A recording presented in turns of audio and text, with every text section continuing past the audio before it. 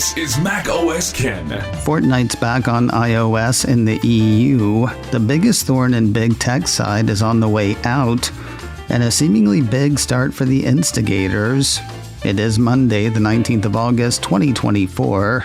I'm Ken Ray, and this is a very short edition of Mac OS Ken, brought to you by yours truly and supported by people like you, patrons through Patreon.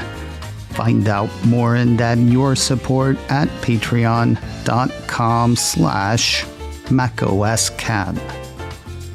The Fortnite fights can now be fought through not one, but two avenues on iOS. Engadget ran a piece Friday that had the Epic Game Store open for business, available worldwide for Android and in the DMA-bound European Union for iOS. Needless to say, Fortnite publisher Epic Games has put the Battle Royale title in its own game store. As for the other avenue, the piece says Fortnite has also made its way to Alt Store. Epic plans to bring the game to at least one more iOS alternative in the European Union. The piece mentions plans to sell the title through Aptoid's iOS store over there. Remember the thing I told you last week about Apple being forced to publish the mailing address and phone number of individual developers in the European Union? Turns out it's not just developers. Last week, a piece from 9to5Mac hipped us to a requirement of the EU's Digital Services Act, or DSA, which sets out a number of rules for online platforms. For instance, the DSA requires Apple and other companies to verify and display contact information for any traders distributing digital apps. As part of the DSA, says a piece on the same issue from Apple Insider, Apple has to verify and display trader contact information for all traders distributing apps in the App Store, and likewise for other storefronts. This information includes an address, phone number, and email address, which will be posted on the product page. Traders are pretty much anyone who makes money through an app, be that through individual sales, in-app purchases, or advertising. And I guess apps includes books. The Apple Insider piece says in an email via iTunes Connect to booksellers seen by the site, the same information has to be provided to keep their books in the Apple Bookstore. I wonder whether they're going to do that for paid podcasts. The biggest thorn in big tech side is about to be removed.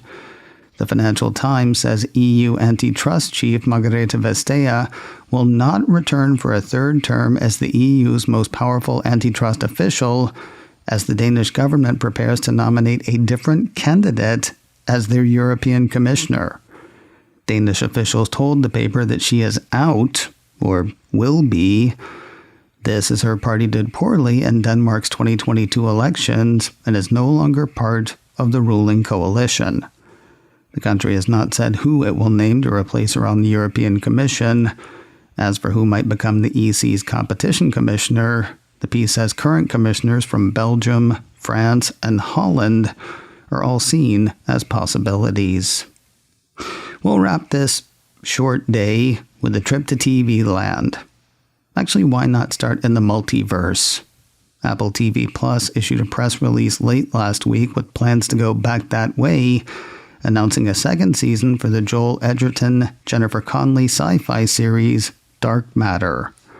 That's the one about the guy who's kidnapped into an alternate reality, only to find it was one of his alternate selves that spirited him away.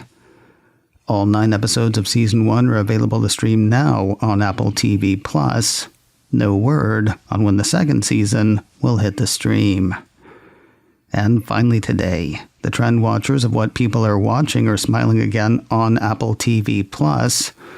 Cult of Mac has the Cupertino streamer not only filling spaces on the TV top 10 list for Real Good and Just Watch, they've got a movie placing pretty high on the more filmic top 10 lists as well. Starting on the TV side, the legal drama Murder Mystery Presumed Innocent is still turning up on the Just Watch list, grabbing the number 6 spot for the week ending the 11th of August. Apple probably likes the Real Good list more, though. at least as far as rankings last time. 3 of the streamer's titles showed up on that one, including Time Bandits at number 7, the very recently kicked off Bad Monkey at number 6, and Presumed Innocent at number 3. As for the movie side, the Matt Damon, Casey Affleck flick, The Instigators, came out of the gate strong. Just Watch had the caper comedy debuting at number 3 on its list of movies. It was real better on real good, though. The movie debuted there at number 1. Last Friday, I told you about a discussion I had with Christina Warren, senior developer advocate at GitHub and co-host of the podcast Overtired.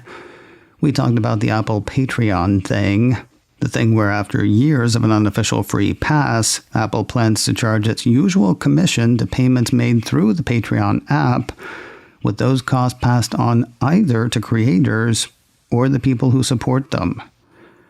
There was some sort of technical difficulty over the weekend, it seems. While the show made it to the Mac Observer site and to YouTube, it never made it to the podcast feed. Well, it is there now. Look for the Mac Observer show and listen to that episode wherever you get podcasts. macOS Can, brought to you by me and supported by people like you, patrons through Patreon. Find out more and add your support at patreon.com/macOScan. Advertising handled by Backbeat Media, online at backbeatmedia.com. You can reach me a couple of ways.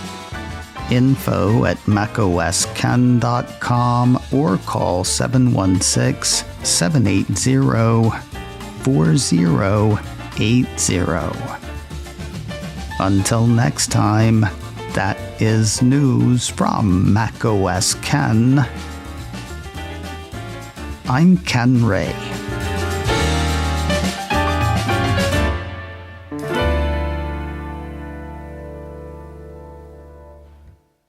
Ciao.